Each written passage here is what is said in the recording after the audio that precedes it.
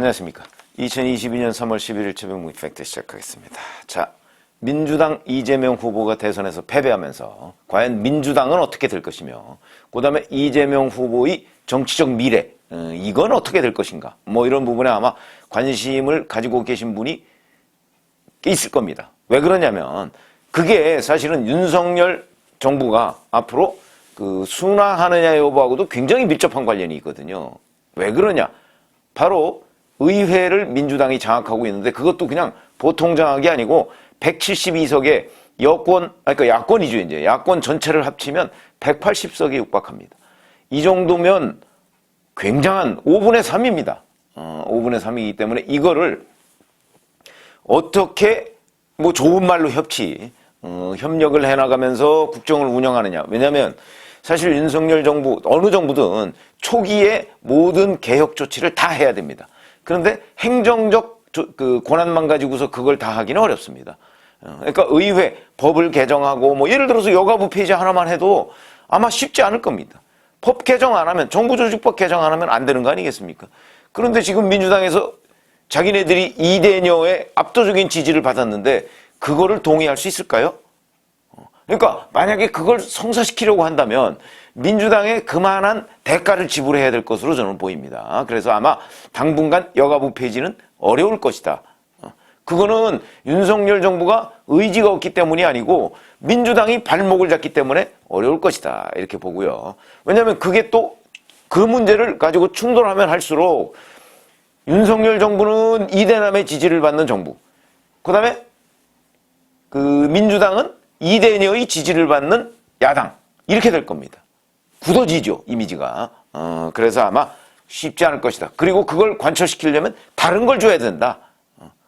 그게 어려운 일이죠. 물론 그거는 신임 대통령 정무수석, 뭐 지금 청와대가 뭐 수석 비서관제를 없앤다는 얘기도 있고 그렇습니다만 없앨 수야 있겠습니까? 아마도 하여튼 정무수석이 있든 없든 간에 하여튼 대통령의 정무창구, 이 역할이 윤석열 정부에서는 제일 중요하다, 그렇게 얘기를 할 수밖에 없겠죠. 자, 그런데 어쨌든 간에 이재명 후보 이제 졌습니다. 져가지고 어제 하루는 거의 뭐 흔히 이제 정치권 기자들 용어로는 추모기간, 이거 비슷합니다.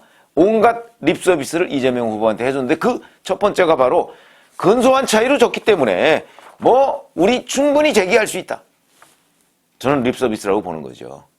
선거라는 건요, 한 표 차이로 져도 진 겁니다. 한 표 차이로 지면 제로가 됩니다. 선거는 한 표 차이로 이긴 사람은 100이 되고요. 그 순간부터 당장 방탄차 나오지 않습니까? 또 이재명 후보는 그냥 자기 차 타고 여의도로 출근해야 되고요. 그런 차이입니다. 자, 그래서 우선 어제 제가 잠깐 말씀드린 적이 있었습니다. 유인태전 국회 사무총장, 뭐 쓴소리 단골로 하는 사람이죠. 어느 정치 세력이든 원리주의 강경파에 끌려가면 그거는 망하게 돼 있다, 국민이 심판을 한다. 그래서 이재명 후보의 민주당이 원리주의 강경파에 끌려다녔다라고 지금 진단을 하는 것이고, 오선의 이상민 의원도 사실은 작년 4월 4.7 재보궐선거 때 강경 세력에 대해서 국민들이 호되게 꾸지람을 했기 때문에 그걸 탈피하는 노력을 좀 했어야 되는데 그 관습을 벗어나기가 쉽지 않다, 이런 식으로 이제 쓴소리를 했습니다. 그러니까 바로 그 원리주의 강경파 세력의 한 분파로 보이는 임종석 전 대통령 비서실장이 이렇게 얘기했습니다. 모두 고생하셨다. 어느 때보다 간절함이 컸던 선거라 힘이 든다. 모든 선거를 이길 수는 없다. 다만 지고도 지지하는 선거가 있는 법이다. 여러분께서 보여주신 모습이 그러했다. 우리가 가져야 할 가치와 철학과 태도를 일치하는 훌륭한 선거였다. 오늘 하루만 멍하니 있다가 내일부터 다시 서로를 격려하고 지켜주며 열심히 살아내자, 이렇게 격려의 메시지를 냈습니다. 자, 그 오늘이 어제고 내일은 지금부터입니다. 지금부터 이제 서로 힘을 내서 뭔가를 하자고 하는데, 잘 아시다시피 어제 민주당은 지도부 총사퇴를 했고요. 비대위원장으로 윤호중 원내대표를 그 일종의 추대했습니다. 자, 이렇게 되면 민주당이 지금 국민들에 의해서, 국민도 뭐 여러 가지 그 분파가 있습니다만은 국민들에 의해서 민주당이 이제 대선 패배 후에 뭔가 재기하는 모습을 보인다, 이렇게 평가할 수 있을까요? 윤호중 원내대표 누구보다 앞장서서 이재명 후보의 당선을 위해서 온갖 종류의 프레임을 만들어내고 공격의 선봉에 섰습니다. 그런데 졌습니다. 윤호중 원내대표 진 것에 대해서 상당한 책임이 있는 사람입니다. 그런데 그 사람이 비대위원장을 맡아서 비대위를 꾸리고서 국민 앞에 다시 지금 우리 표를 주십시오라고 한다는 것에 대해서 우리 국민의 한 47%가 동의할까요? 그렇지 않습니다.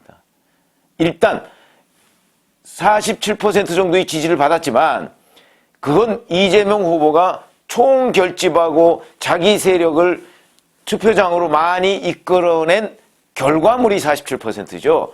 지금 민주당 지지 아마 이제 다음 주부터 또 이제 여론조사 뭐 이런 거 나오지 않겠습니까? 푹 꺼집니다. 47%못 얻습니다. 왜 그러냐?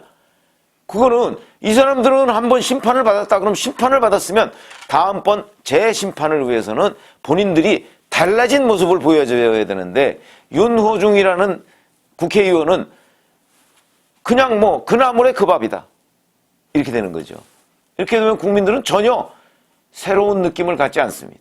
그리고 뭔가 변화된 모습으로 우리한테 다시 표를 주십시오라고 하는 진정성을 느끼지 못한다 하는 관점에서 본다면 윤호중 비대위원장 이 사람들은 지고서도 실감을 못하네. 아까 임종석 전 비서실장처럼.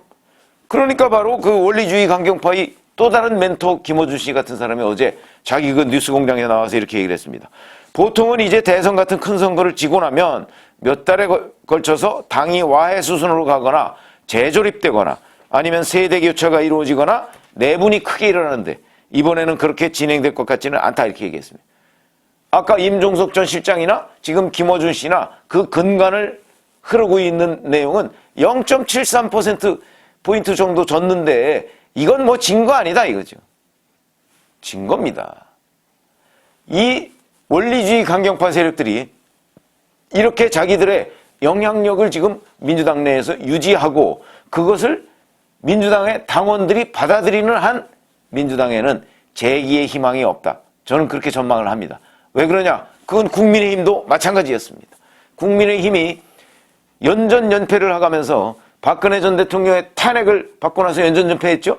그리고 나서도 여전히 정신을 못 차리고 박근혜 정부 때 마지막 국무총리를 한 황교안이라는 사람을 당대표로 선출해서 뭔가 친박 그 명맥을 이어가려고 했습니다. 거기에 대해서 국민들이 호되게 심판을 했습니다. 그게 전국선거 4연패입니다. 지금 그때의 국민의힘 자유통합당인가요? 뭐 미래통합당인가요? 뭐 지금 흐름을 지금의 민주당이 저는 그대로 이어가고 있다고 봅니다. 그래서 전국선거 대선에서 한번 졌죠? 지방선거 이대로 가면 또 질 겁니다. 그리고 또 이런 모습을 탈피하지 못하면 2년 뒤에 총선 또 질 겁니다. 바로 황교안의 자유한국당, 미래통합당이 걸은 길을 그대로 지금 민주당이 걸어가고 있는 것 아닌가. 저는 그렇게 생각을 합니다. 제가 민주당 걱정할 일은 아니지만 그냥 저는 정치 분석가로서 그렇게 보인다. 그래서 민주당이 여전히 윤호중, 친문, 김어준 이런 사람들, 운동권 임종석 이런 사람들의 흐름을 쫓아가는 한 민주당에 별로 희망이 없다고 보는 거죠. 그거는 제가 희망이 없다, 있다 이렇게 판단하는 게 중요한 게 아니고 국민들의 다수가 그렇게 볼 것이다. 적어도 48% 이상이 그렇게 볼 것이다. 그러면 선거는 또 1%포인트로 계속 지는 겁니다. 지금 그런 상황이고, 자, 그러면 이제 이재명 후보는 민주당의 상임 고문이 됐습니다. 이러니까 이제 온갖 언론 매체에서 자, 이재명의 운명은 어떻게 되는 것이냐. 민주당의 운명과 함께 이런 얘기들을 지금 뭐 설왕설래가 있습니다. 자, 만 57세. 그러니까 상임 고문을 맡아서 아직 뭐 그냥 뒷전에 물러나 있기에는 너무 젊다. 뭐 이런 거 아니겠어요? 그러니까 이제 많은 사람들이 잠시 재정비 기간을 거친 뒤에 뭐 대선 재도전을 한다든가 아니면 지방선거에 도전장을 낸다든가 뭐 이런 정도를 점치고 있습니다. 자, 과연 가능할까요? 우선 첫 번째. 지방선거 재도전? 지금 지방선거 2달 남짓 남았습니다. 2달 남짓. 뭐 그냥 대략 따지면 뭐 석 달 정도 남았죠. 80일 정도 남았는데 뭐를 하겠습니까? 이재명 후보가 서울시장 나올까요? 경기지사 다시 도전? 저는 불가능할 거로 봅니다. 왜? 이미 서울시장 경기도지사에 많은 사람들이 도전장을 냈고, 더 중요한 거, 이재명 후보와 관련한 여러 가지의 의혹들, 이런 것들이 다 이미 노출이 되어 있습니다. 또다시 단기간 내에 제기하겠다고 하는 것은 그걸 그대로 온몸으로 맞아야 됩니다. 극복이 아니고. 불가능하다. 두 번째, 8월 전당대회에 당대표로 도전하는 문제가 남아 있습니다. 물론 문재인 대통령도 2012년에 대선에 낙선하고 난 뒤에 당대표에 도전을 해서 성공했습니다. 그러니까 뭐 국회의원, 당대표 뭐 이런 것들을 거치고 문재인 대통령은 다시 대선에 재수를 해서 성공을 했습니다. 근데 그게 오로지 문재인 대통령만의 성공이냐? 아니죠. 박근혜 전 대통령의 탄핵이 있었기 때문에 성공한 측면이 있다. 그 반사이익을 문재인 당시 후보가 받았다. 이렇게 얘기를 할 수가 있는 거죠. 그렇게 본다면 자, 8월 전당대회에 이재명 후보가 도전하는 것, 우선 제가 말씀드렸죠. 이재명 후보는 국회의원 영선입니다. 거기다가 이번 대선 과정에서 수많은 상처를 받았는데 그 상처가 아직 아물지 않았고요. 8월 달 돼도 지금 뭐 넉 달 남짓 남았습니다. 아물까요? 아물지 않습니다. 그건 조금 뒤에 다시 말씀을 드리겠습니다. 그렇기 때문에 거기다가 당내 세력이 없죠. 물론 대통령 후보로서 뛰었기 때문에 지금 민주당의 이재명이 아니고 이재명의 민주당이 됐다.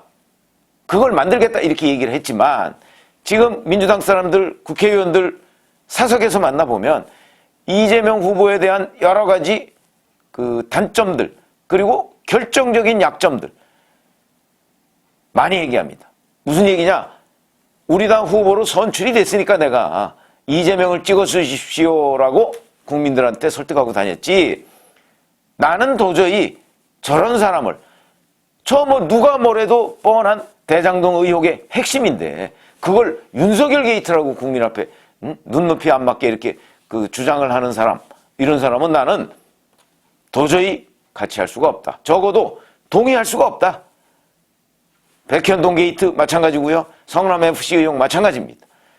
경기도 법인카드 가지고 소고기 사 먹은 거 공금 유용이죠. 다 마찬가지입니다.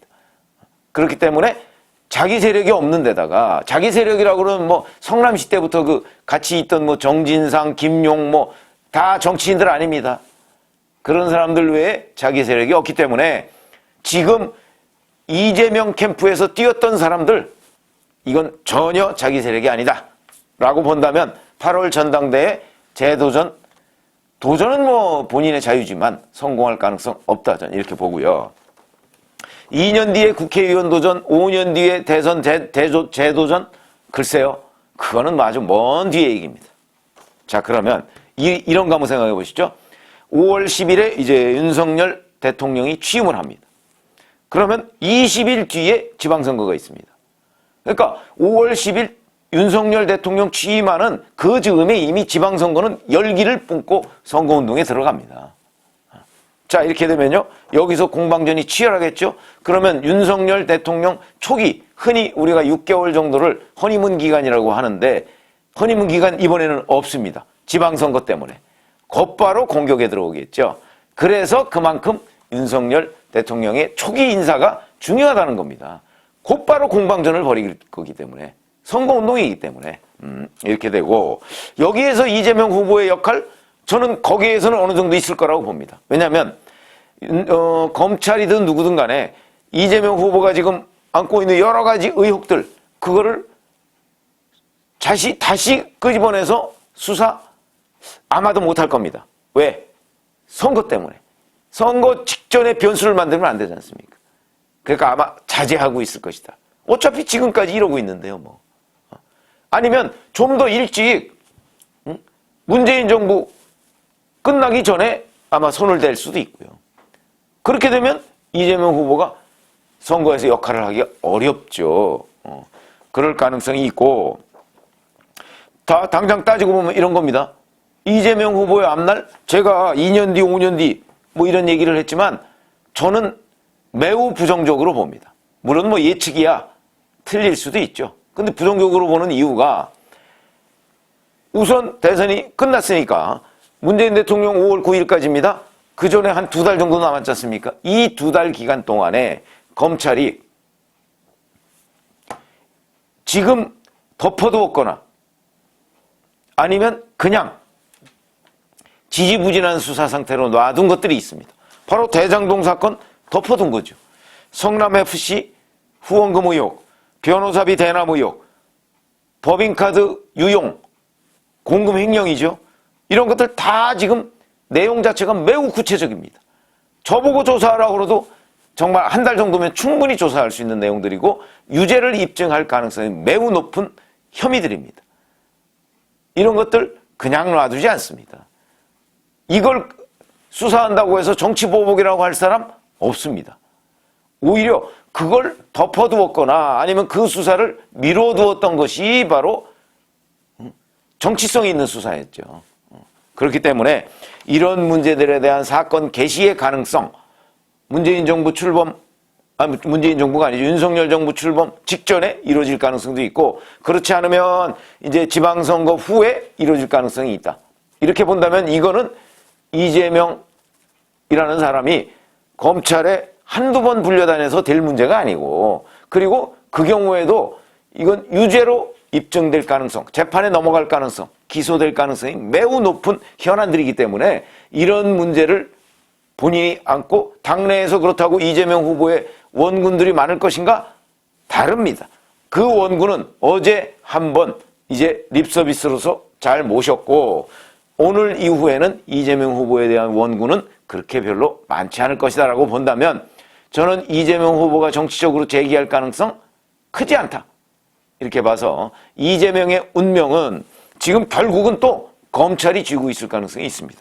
이 수많은 의혹들이 제가 아까 말씀드렸지만 매우 구체적이고 기소될 가능성이 높은 의혹들이기 때문에 그렇다고 해서 이걸 한다고 해서 정치보복이라고 얘기하기가 지금 어려운 실정입니다. 이미 대선 전에 다 수사에 착수했던 사건들이거든요.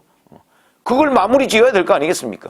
그리고 그걸 진짜 정의와 공적, 법 앞에 누구나 평등하다는 차원에서 마무리 지으면 저 법조 출입해본 저희 시각으로 보면 이거는 유죄 입증의 가능성이 매우 높은 항목들이기 때문에 그렇다면 이재명 후보가 정치적으로 재기할 수 없을 것이다. 과거 이회창 후보가 1997년에 DJ한테 지고 나서 정치적으로 재기할 수 있었던 이유, 그거는 본인의 흠결, 이게 없었기 때문입니다. 쉽게 얘기하면 아들 병풍 이런 게 있었잖아요. 근데 그것도 사실은 그 병풍은 처음부터 공작이었으니까 그거는 검찰이 잘 알고 있고 여권에서 잘 알고 있을 거 아니겠습니까? 그래서 이제 몰아세운 게 총풍, 세풍 뭐 이런 거 아니었습니까? 물론 그거로도 상당한 사람들이 다 감옥에 가고 했지만 그럼에도 불구하고 바로 이회창 후보는 재기할 수 있었습니다. 왜냐하면 총풍, 세풍 이런 것들이 정치자금에 손을 댄 거 아니겠습니까? 그걸 정치자금 문제는 DJ도 있었으니까. 그렇기 때문에 그거와 지금 이재명 후보가 안고 있는 여러 가지의 의혹들은 차원이 다른 얘기다. 이재명 후보가 안고 있는 의혹은 이재명 후보가 성남시장 경기지사 시절에 그 각종 그 비리 의혹 여기에 연루된 겁니다. 지금 민주당 사람들이 이걸 이제 대선이 끝난 마당에 이재명 후보의 과거 비리 의혹을 감싸고 돌 가능성 별로 없다고 봅니다. 그렇기 때문에 이재명 후보의 정치적 재기가 지금 논의가 되고 있으나 저는 매우 부정적으로 본다. 그건 앞으로 진전 과정을 함께 한번 지켜보시죠. 왜냐하면 이재명 후보가 재기하느냐 재기하지 못하느냐 하는 것도 굉장히 중요한 대목이고 또 이 부분을 가지고 민주당이 분열하느냐 뭐 이런 것도 앞으로 윤석열 정부 초기 정부 운영을 둘러싸고 대단히 중요한 변수가 될 것이기 때문에 늘 관심을 가져야 된다. 이렇게 말씀을 드립니다. 고맙습니다.